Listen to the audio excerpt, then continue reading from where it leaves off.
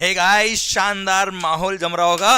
Revision lectures chapter number 4 valuation under GST. Sir intermediate level में valuation के rules syllabus में नहीं आते, इसलिए केवल सेक्शन 15 एक छोटा सा सेक्शन है, पर शानदार पॉइंट है, इसके क्वेश्चन बनते एग्जाम्स के अंदर। वैल्यू सेक्शन नंबर 15 ने डिफाइन किया। सर उससे पहले बात करता हूं, ये वैल्यू क्या होता है। सर हम इनकम टैक्स नहीं पढ़ रहे, हम पढ़ रहे हैं GST. Sir GST is charged on transaction, तो जिस प्राइस पे ट्रांजेक्शन हुआ है That's what is called value. Sir आज बात करूं मैं, तो सर ये रिमोट की वैल्यू क्या है। मान लो 100 रुपए का रिमोट है, तो 100 रुपए इज द वैल्यू। जिस प्राइस पे ट्रांजेक्शन हो रहा है, the price at which buyer and seller make a transaction, that's what is called value. Sir so section 15 subsection 1 ने भी यही कहा है कि योर एक्चुअल ट्रांजेक्शन वैल्यू, जिस प्राइस पे ट्रांजेक्शन हुआ है, the actual transaction value will be accepted for the purpose of assessment if buyer and seller are not related and price is the sole consideration. Price must be the sole consideration. Price के अलावा कुछ और लिया हुआ नहीं होना चाहिए, plus buyer और seller related नहीं होने चाहिए। then actual transaction value will be considered as if it is the assessable value. जिस पे assessment होगा वही value होगी जिस पे GST लगेगा।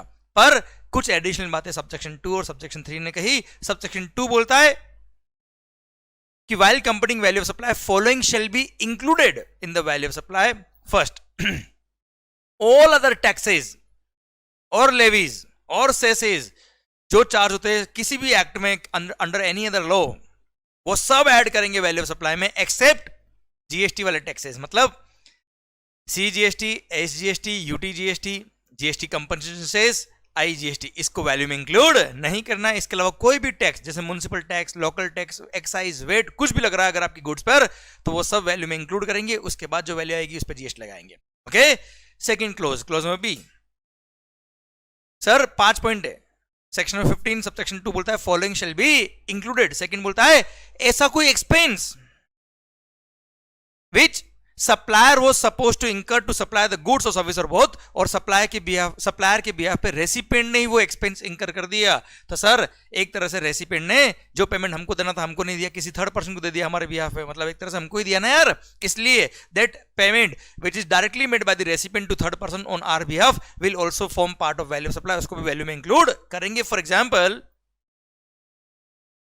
एग्जाम्पल कोई गुड्स मैंने आपको सेल किया और उसका डील ये था कि उस गुड्स को मुझे आपके घर तक डिलीवर करना था, और आपके घर तक, आपके प्लेस तक मैं डिलीवर करूंगा, वहां तक का एक्सपेंस मेरा होगा, और सब मिला के प्राइस मान लो ₹200, पर 20 रुपीज ट्रांसपोर्ट का चार्ज था बेटा।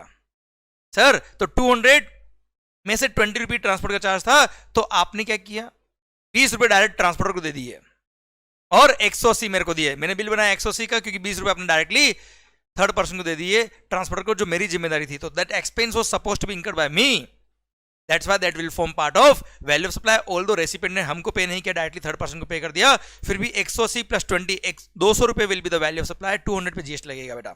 ओके सर, क्लोज में सी कहता है सारे expenses, all kind of expenses which a supplier is supposed to incur to supply the goods or service or both, और उसने वो इंकर भी किए, पर उसने बिल में वो एक्सपेंसेस अलग से लिख के अलग से रिकवरी किया कस्टमर से। सर अलग से लिखने से कोई फर्क नहीं पड़ता।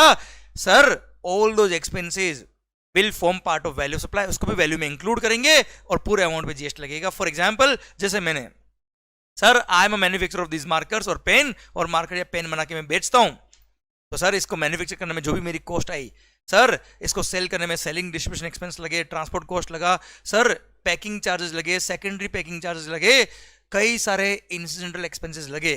वो सब एक्सपेंस मैंने क्या किया, सर बिल में अलग से लिख के आपसे रिकवरी करते गया। अरे भैया तो कस्टमर्स पैसा लिया ना, अल्टीमेटली मैंने मान लो 1 लाख रुपए पेन का लिया, और अदर एक्सपेंसेस का मान लो 20,000 रुपए मैंने आपसे अलग से और रिकवरी कर लिया, तो अल्टीमेटली आपके लिए गुड्स कितने में पड़ा, 1,20,000 ना। सो 1,20,000 shall be the value, means all the expenses which a supplier is supposed to incur to supply the goods or service or both, उसने वो इंकर भी किए, पर उसने बिल में अलग से लिख के या अलग से बिल इशू करके वो एक्सपेंसेस अलग से रिकवरी किया, तो that will always form part of value supply, उसको भी वैल्यू में इंक्लूड करना पड़ेगा, because that will form part of sale price. तो simply transaction value means sale price, so those will form part of value of supply, उसको भी include करना है। ओके सर, नेक्स्ट सरकार पढ़ा चुका हूं मैं आपको लास्ट रिवीजन लेक्चर में। इंटरेस्ट, अगर delayed payment charge, sir customer से मैंने इंटरेस्ट लेट पेमेंट फी या पेनल्टी या किसी भी नाम से मैंने एक्स्ट्रा पेमेंट और रिकवरी किया तो that will also form part of value of supply, इसको भी वैल्यू में इंक्लूड करेंगे। सर डिलेड पेमेंट चार्जेस के लिए अगर कस्टमर से मैंने over and above the price interest, delayed payment charges या पेनल्टी या किसी भी नाम से मैंने पैसा रिकवरी किया that will also form part of value of supply. Section 15 subsection 2 clause number E ये कहता है बच्चों क्या, any subsidy which is linked directly to the price, और वो मेरे को over and above the price subsidy और मिली है, that subsidy will also form part of value of supply except the subsidy given by central government or state government। अगर central government या state government ने कोई सब्सिडी दी है तो that will not form part of value supply, उसको value में include नहीं करेंगे। उसके अलावा जैसे होल्डिंग कंपनी ने मैं गुड सप्लाई कर रहा हूं किसी कंपनी को, उसकी होल्डिंग कंपनी ने मेरे को बोला कि तुम टाइमली सप्लाई कर देना और इससे प्राइस 2 लाख रुपए कम लेना। 10 लाख का गुड्स था, मैंने 8 लाख की प्राइस लिया। मैंने कहा भाई 2 लाख कम क्यों लूं, कि उसने मेरा 2 लाख रुपए होल्डिंग कंपनी ने कि हम तेरे को सब्सिडी दे देंगे डायरेक्टली इनडायरेक्टली। तो सर उस सब्सिडी की वजह से मेरा प्राइस इफेक्ट हो गया, that subsidy was linked with the price, directly linked with the price, जिसकी वजह से 8 लाख वैल्यू हो गया। तो 8 lakh plus 2 lakh, clear sir 10 lakh will be the value of supply in such case. पर अगर यही सब्सिडी मेरे को सेंट्रल गवर्नमेंट या स्टेट गवर्नमेंट ने दी होती तो वैल्यू का पार्ट नहीं बनता, वैल्यू में इंक्लूड नहीं करते। ये सेक्शन 15 सबसेक्शन 2 के पॉइंट जो इंक्लूड करने वैल्यू में हमने बात कर ली। सरकार सेक्शन 15 सबसेक्शन 3 बोलता है क्या, following shall be excluded while computing value of supply. उसमें 2 पॉइंट है, फर्स्ट डिस्काउंट, सेकंड भी है डिस्काउंट। पर सर क्या फर्क है सुनिएगा, सेक्शन 15 बोलता है following shall be excluded while computing value supply, value में इंक्लूड नहीं करना है। First discount, discount which is given at the time of supply itself, which is recorded on the invoice itself. तो sir that will always be excluded from the value of supply, उसको value में include नहीं करेंगे। Clear, that will not form part of value of supply, उसको value में include नहीं करेंगे। Discount which is given at the time of supply itself and which is recorded on the invoice itself. जैसे मैंने 1 लाख का goods बेचा, 25,000 discount दिया, bill pay लिख दिया 25,000 डिस्काउंट, लेस कर दिया, नेट 75,000 ही लिया, तो 75,000 ही वैल्यू ऑफ सप्लाई है। Okay sir, second discount which is given after the supply has taken place, post supply discount इसको बोलते हैं नॉर्मली। सर तो ऐसे केस में मान लो मैंने ओरिजिनली बिल लिखा होगा, इनवॉइस लिखा 1 लाख रुपए का वैल्यू ऑफ सप्लाई का, और बाद में मैंने 25,000 का डिस्काउंट दिया आपको, तो क्यों दिया, तो उसकी कुछ कंडीशंस है। अगर बाद में जो डिस्काउंट दिया है उसमें ये कंडीशंस फुलफिल कर ली तो वो वैल्यू ऑफ सप्लाई में से 25,000 लेस कर देंगे। लेस कैसे करेंगे भाई, 1 लाख का तो वैल्यू पे आप ऑलरेडी जीएसटी लगा चुके हो eight the time of supply, GST government को पे कर चुके हो, तो बाद में ऐसा अलाउ करेंगे आपको कि जब पोस्ट सप्लाई आप डिस्काउंट दे रहे हो तो 25,000 का आप क्रेडिट नोट इश्यू करके कस्टमर को दे सकते हो, और जितना अमाउंट का क्रेडिट नोट है उतना अमाउंट का जीएसटी लायबिलिटी भी आपका कम हो जाएगा। पर कंडीशन ये है, रेसिपिएंट को उतना proportionate input tax credit reverse करना पड़ेगा, क्योंकि उसने 1 लाख पे जो जीएसटी पे किया होगा उसका क्रेडिट पे ले लिया होगा। अब आपने जो जीएसटी गवर्नमेंट को एक्स्ट्रा पे किया उसका आप रिफंड ले रहे हो या उस महीने में एडजस्ट करा रहे हो आप, तो उतना प्रोपोर्शनेट इनपुट टैक्स क्रेडिट भी तो रिवर्स होना चाहिए कस्टमर का। तो यहां बोल दिया है क्या, conditions, first post supply discount exclude होगा वैल्यू में से क्रेडिट नोट के थ्रू, पर कंडीशन क्या है, first there should be pre existing condition in the agreement. मतलब जब आप सप्लाई कर रहे हो उसी टाइम पे पता होना चाहिए कि ऐसा होने पे डिस्काउंट मिलेगा। जैसे होता है ना कई बार वॉल्यूम डिस्काउंट, टर्नओवर डिस्काउंट, जैसे टारगेट बेस्ड दे दिया कि अगर साल भर में आप 5 करोड़ का परचेज करेंगे तो 5% डिस्काउंट, साल भर में 10 करोड़ का परचेज करोगे तो 10% डिस्काउंट, साल भर में 15 करोड़ का परचेज करोगे तो 15% डिस्काउंट। अब साल भर में कितना परचेज किया कब पता पड़ेगा, ईयर एंड पर। तो sir eight the time of supply itself agreement में लिखा था कि ऐसा होने पर डिस्काउंट मिलेगा। अब आपने वो कंडीशन पूरी कर ली, मान लो 10 करोड़ का सप्लाई कर दिया तो 10% डिस्काउंट दूंगा, तो मैं 10% का क्रेडिट नोट आपको इश्यू करूंगा, उसकी वजह से मेरी जीएसटी लायबिलिटी कम हो जाएगी, पर प्रोपोर्शनेट आपको उतने उस क्रेडिट नोट में जो जीएसटी अमाउंट लिखा होगा उतना आपको आईटीसी भी रिवर्स करना पड़ेगा। Plus it should be linked with the invoices, मतलब जो क्रेडिट नोट इश्यू करूंगा वो उसमें इनवॉइस नंबर्स लिखूंगा सारे जिन जिनका मैंने डिस्काउंट आपको दिया है। क्लियर, तो it should be linked with the invoices.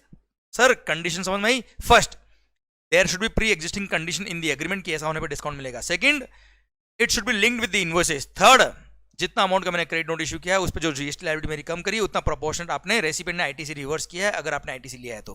Clear, done, ये हो गया आपका क्या, पोस्ट सप्लाई डिस्काउंट का एक्सक्लूजन भी। ये सेक्शन 15 सबसेक्शन 3 खत्म होता है। अब सेक्शन 15 सबसेक्शन 4 बोलता है कि साहब गवर्नमेंट के पास पावर है कि अगर जो सेक्शन 15 सबसेक्शन 1 के अकॉर्डिंग आपका वैल्यू डिटरमाइन नहीं हो पा रहा, जैसे बायर और सेलर रिलेटेड है या price is not the sole consideration या वैल्यू कुछ गड़बड़ है, तो ऐसे केस में sir value shall be determined as may be prescribed, मतलब रूल्स रेफर करने पड़ेंगे और रूल्स आपके सिलेबस में नहीं आते, इसलिए मैं बात यहां नहीं करूंगा रूल्स के बारे में। और एक लास्ट सेक्शन 15 सबसेक्शन 5 बोलता है not with standing anything contain in subsection 1 और सबसेक्शन 4, मतलब सबसेक्शन 1 और 4 में क्या लिखा हो उससे हमें कंसर्न नहीं है। गवर्नमेंट के पास पावर की कुछ गुड्स और सर्विसेज और बोथ को नोटिफाई करके उनके लिए वैल्यू प्रिस्क्राइब कर सकता है। क्लियर? और वो भी रूल्स में कुछ गुड्स और सर्विसेज के लिए बोल रखा है, पर वो आपके सिलेबस में नहीं आता है, इसलिए हम इसके बारे में बात नहीं करेंगे। क्लियर? डन। ये सेक्शन 15 खत्म होता है अब। तो सब सेक्शन 4 और 5 आपके लिए रिलेवेंट नहीं रहे। ओके बच्चों? और रूल्स हमारे सिलेबस में नहीं आता। क्लियर? डन। भारत माता की जय। बस एक बात और, एक सर्कुलर था रिगार्डिंग वैल्यूएशन, वो भी तुम्हें समझा देता हूं बेटा मैं। बाय मोर सेव मोर जो पॉलिसी होती है, जैसे फॉर एग्जाम्पल अगर आपने साल भर में 10 करोड़ का परचेज कर लिया तो 10% डिस्काउंट, 15 करोड़ का परचेज किया तो 15% डिस्काउंट, जो मैंने आपको बताया। तो वॉल्यूम बेस्ड जो डिस्काउंट होता है, ऐसे केस में eight the time of supply agreement में कंडीशन थी कि ऐसा होने पर डिस्काउंट मिलेगा। सेकंड थिंग, सर आप क्रेडिट नोट इश्यू करेंगे, उसमें सारे इनवॉइस नंबर लिंक करेंगे कि इन इनवॉइसेस का आपने डिस्काउंट दिया है। और थर्ड थिंग, जितना आपका वैल्यू कम हुआ है, जितना आपका लायबिलिटी कम हो गया जीएसटी का, उतना प्रोपोर्शनल आईटीसी कस्टमर को रिवर्स करना पड़ेगा। ये कंडीशन पूरी, कोई दिक्कत वाली बात नहीं है। आपकी वैल्यू में से वो वैल्यू कम हो जाएगी जो डिस्काउंट दिया आपने बाद में।